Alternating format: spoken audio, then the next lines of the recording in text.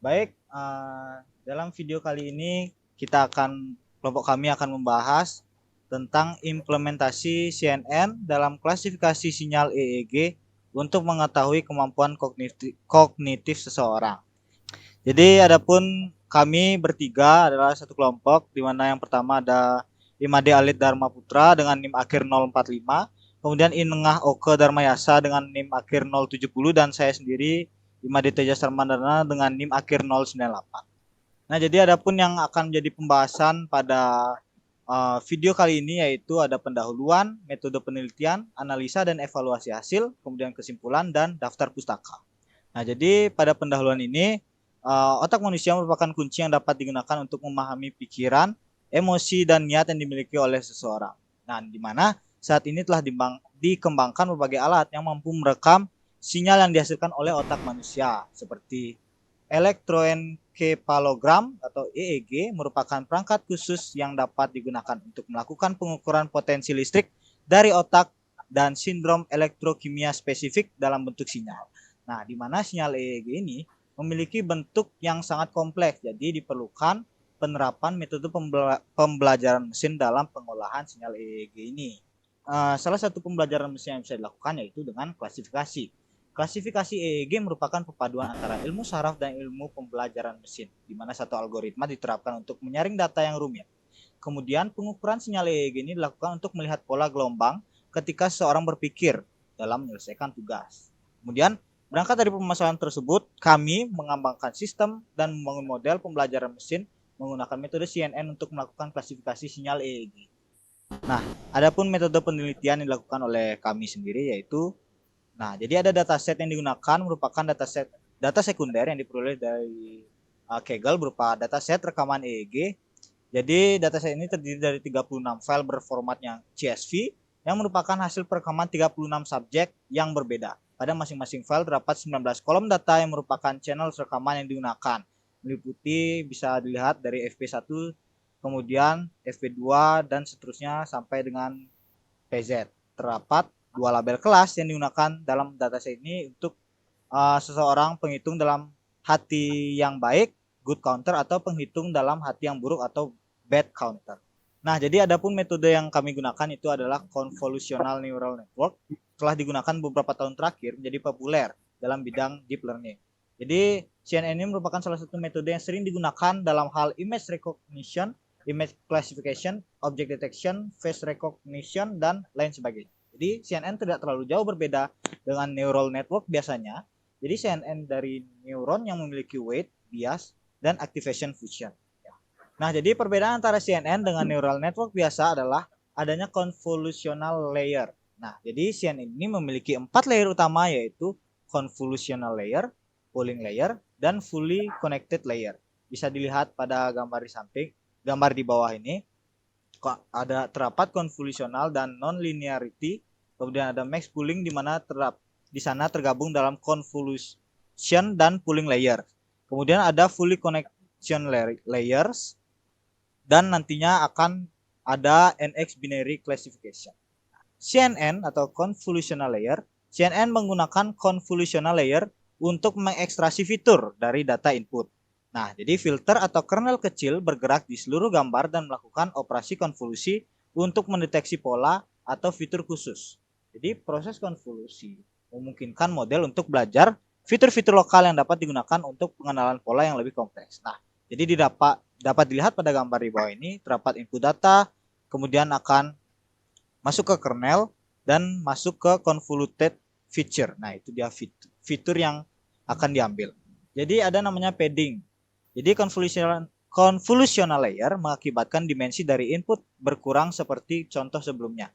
Pengurangan dimensi ini dapat menjadi suatu masalah apabila data input memiliki dimensi yang kecil.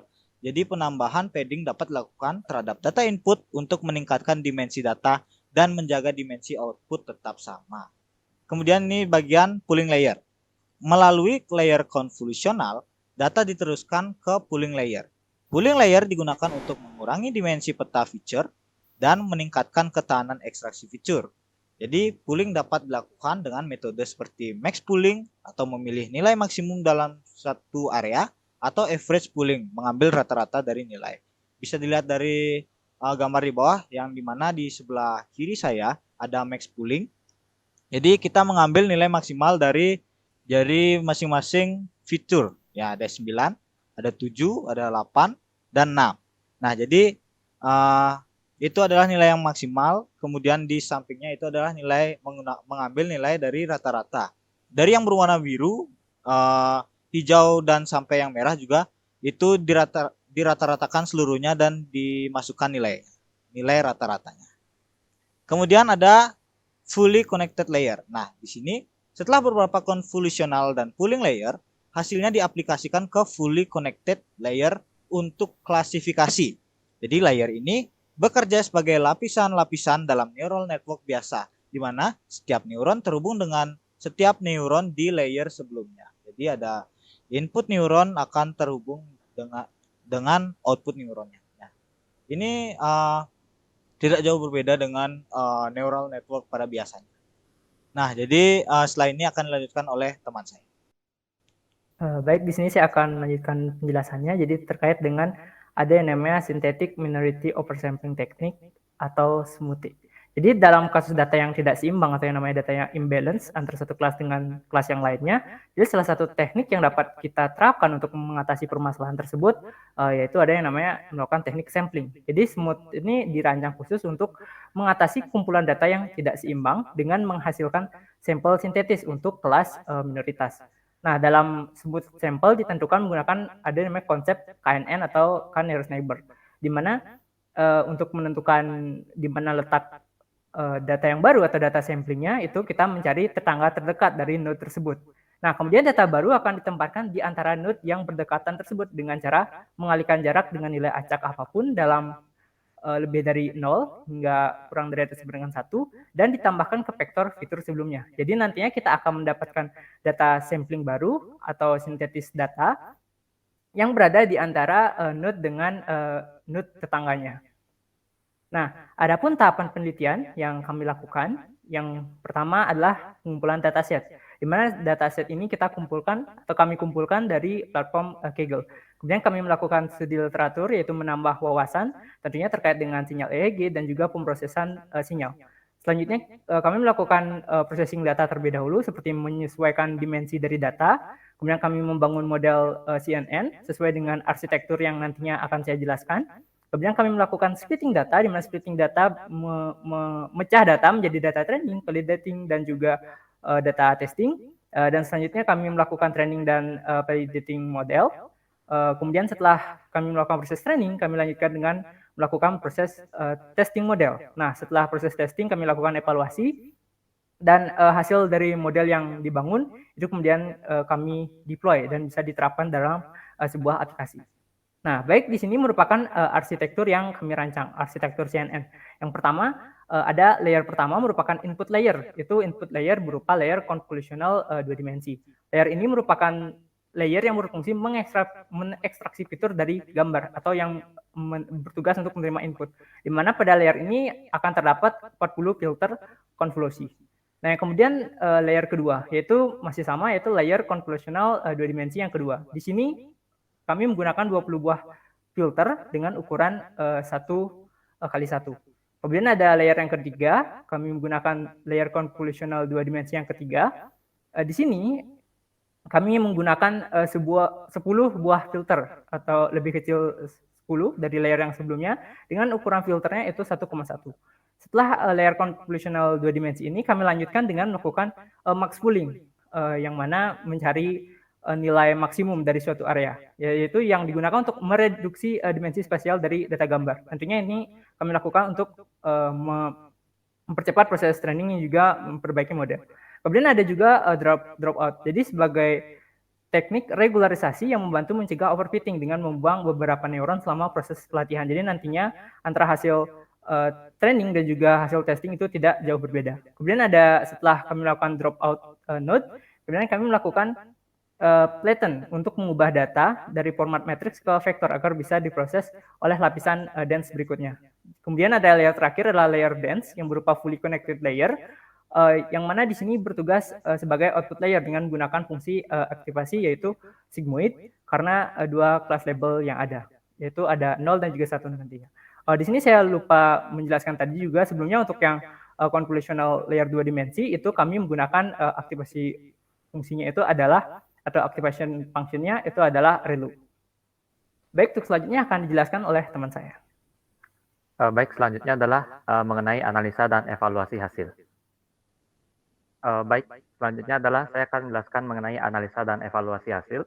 Nah, jadi di sini saya akan menjelaskannya berdasarkan dari hasil running Google Colab yang kami buat. Nah, jadi pertama itu adalah mengenai dataset yang digunakan. Nah, kami telah mendownload semua dataset yang ada pada link Kaggle dari sumber data yang kami gunakan. Nah, di sana terdapat 36 buah subjek atau 36 buah file yang merupakan 36 subjek eksperimen yang dilakukan orang-orang yang diambil rekaman sinyal EEG-nya. Nah, di sana masing-masing orang memiliki disimpan dalam satu buah file Excel yang berbeda-beda. Lalu pertama adalah kami melakukan loading datanya. Lalu setelah kami melakukan loading, maka kami melakukan reshape matriks dari datanya yang awalnya itu 19 fitur dengan 31.000 baris menjadi ukuran 760 kali 775. Ini dilakukan untuk semua file yang ada, untuk semua data frame yang ada karena sudah di-load ke dalam data frame. Setelah itu maka kita bisa melakukan visualisasi salah satu channel dari data, salah satu subjek datanya. Misalnya ini merupakan visualisasi channel ke-0 dari subjek ke-15. Dapat dilihat seperti ini hasil visualisasinya. Nah, setelah itu maka kita akan mengumpulkan semua file-file semua data frame tadi dari S00 sampai S035 menjadi satu kesatuan. Nah, setelah itu baru kita mendefinisikan arsitektur modelnya. Nah, seperti yang dijelaskan oleh Alit tadi, arsitektur modelnya seperti yang dijelaskan oleh Alit, yaitu ada 3 convolution layer dengan convolution 2D yang pertama adalah sebagai input, dengan input shape-nya itu adalah 1,760 yaitu jumlah kolom dan 775 yaitu jumlah barisnya. Lalu layer yang kedua ada convolution 2D juga, dan layer ketiga juga convolution 2D, dan yang keempat ada pooling layer dengan menggunakan max pool 2D. Lalu ada dropout untuk mencegah overfitting dan flatten, dan yang terakhir ada dense layer sebagai output layernya dengan activation sigmoid karena kelas labelnya ada 2. Itu dilakukan compile dengan loss function-nya berupa binary cross entropy karena kelas labelnya ada 2, dan optimizer-nya menggunakan optimizer Adam dengan metrik akurasi. Dan dapat dilihat summary dari modelnya dengan jumlah parameter ada 1.400.000. Setelah itu ini visualisasi untuk modelnya, arsitektur modelnya. Nah, setelah modelnya didefinisikan, maka selanjutnya adalah melakukan oversampling dengan teknik smooth. Nah, oversampling ini dilakukan untuk menambah jumlah dataset karena dataset awalnya itu hanya 36 data saja, maka akan dilakukan oversampling untuk menambah jumlah datanya dengan teknik smooth yang sudah dijelaskan oleh Alit sebelumnya. Nah, dengan menggunakan teknik smooth ini didapat hasil bahwa jumlah data yang setelah hasil smooth, setelah dilakukan oversampling menjadi 52 data. Nah, setelah itu maka yang selanjutnya dilakukan adalah dengan melakukan pemecahan dataset menjadi data training dan data testing.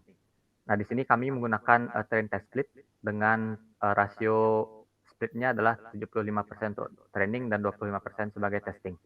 Nah, nantinya dari data training ini akan di-split lagi menjadi data training dan data validation, yang nanti keduanya itu digunakan untuk membangun, untuk melatih modelnya.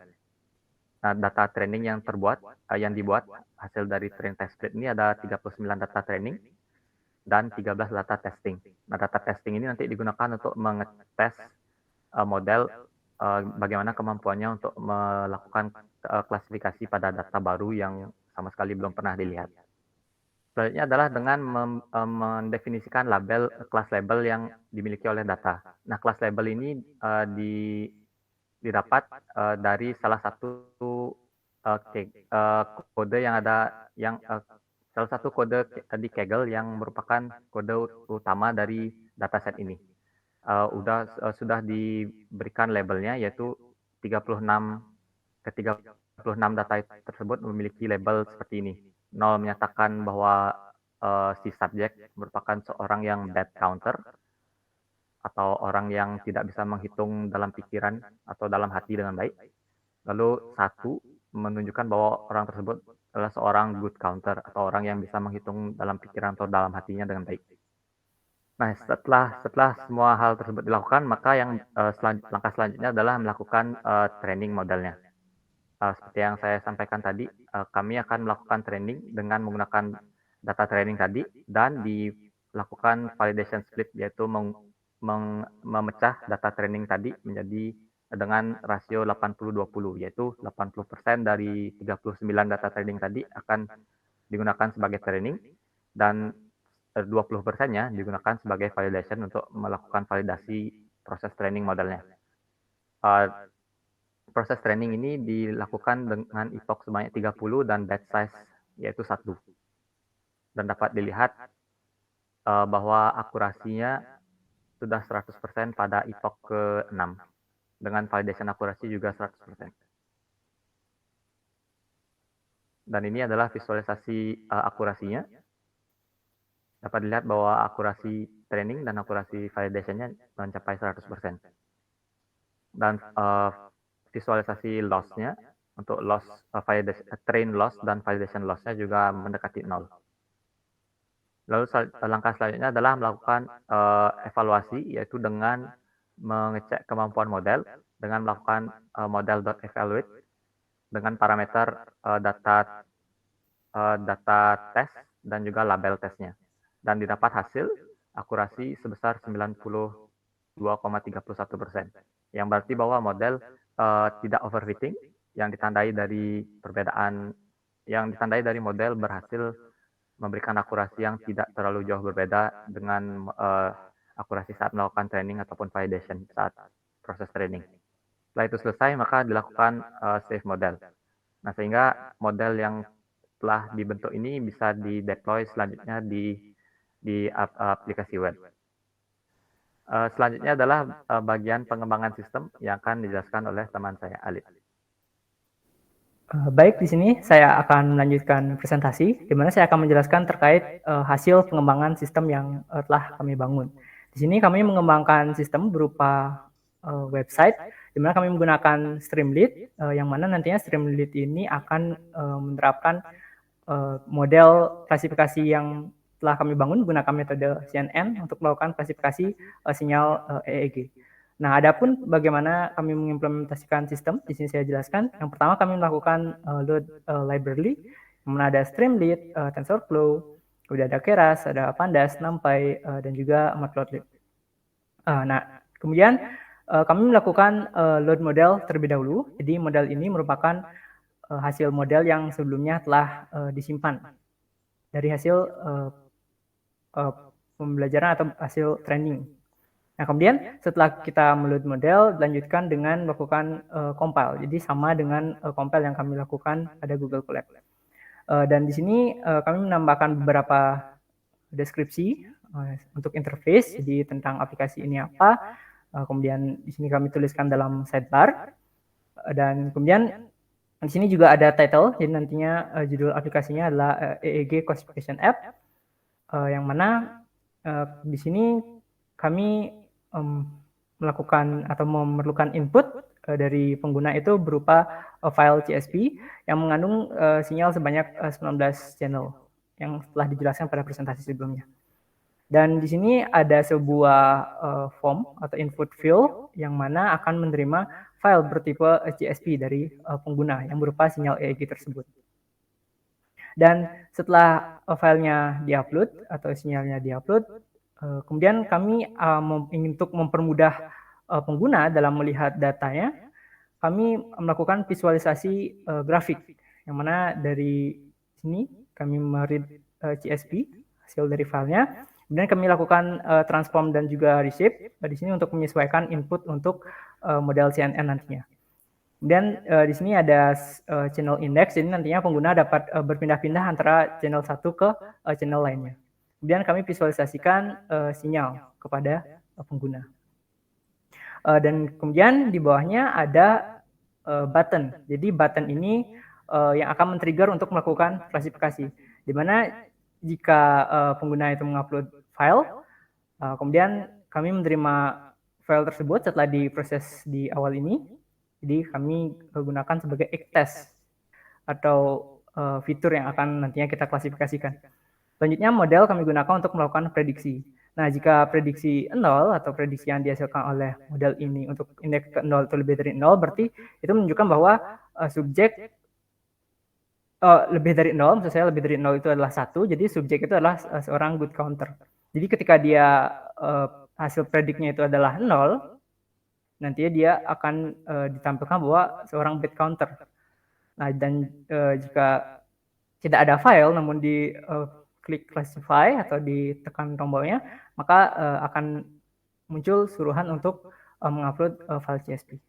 Dan untuk melakukan running program ini bisa menjalankan perintah yaitu streamlit run deploy.py.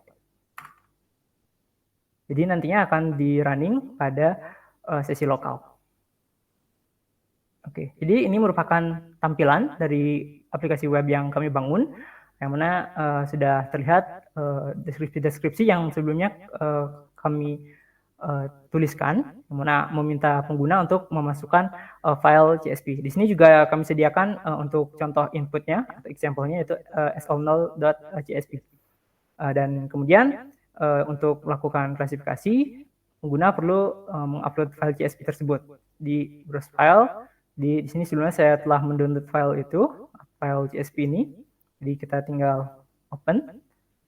Nah, jadi nantinya akan muncul visualisasi dari setiap channel. Jadi di sini pengguna bisa berpindah-pindah antara channel satu ke channel yang lainnya. Itu. Nah, kemudian apabila pengguna ingin melakukan klasifikasi untuk mengetahui apakah subjek 00 ini merupakan seorang good counter atau bad counter, jadi nanti pengguna tinggal menekan tombol classify.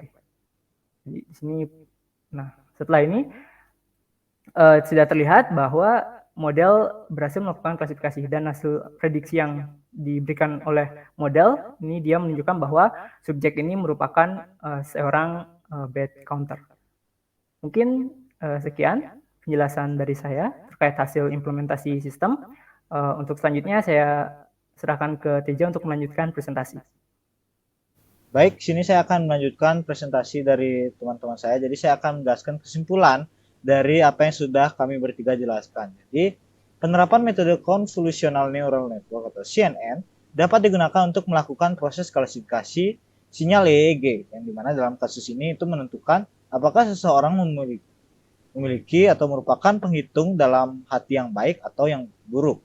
Jadi adapun hasil evaluasi dari model yang dibangun memiliki nilai akurasi sebesar 92,31%, recall-nya senilai sebesar 91,67%, dan presisinya sebesar 87,50%.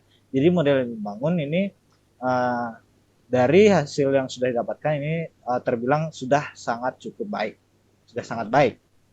Jadi model yang dibangun kemudian diterapkan dalam aplikasi web yang mampu melakukan proses klasifikasi sinyal EEG dan telah berjalan dengan sangat baik.